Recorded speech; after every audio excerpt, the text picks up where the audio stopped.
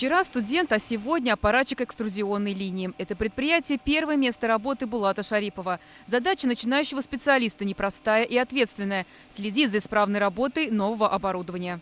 Для меня это что-то новое, интересное, потому что я это все видел только в теории, в знаниях, в институте, в книгах. А когда в реальности это все видишь, встречаешься, это совершенно другое.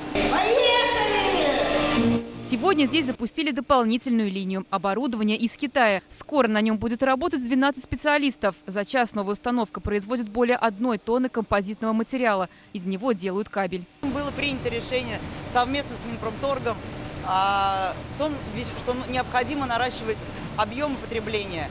Потребители наши – это кабельные заводы Российской Федерации, Республики Беларусь и Республики Казахстан. Сырье для композита татарстанское. Новая линия увеличит долю экспорта отечественной продукции. За счет того, что мы имеем уже высокотехнологичные специальные марки различных полимеров, это будет способствовать синергии различных отраслей российской промышленности. В планах запуск еще одной линии. Ее строительство начнется в 2019 году.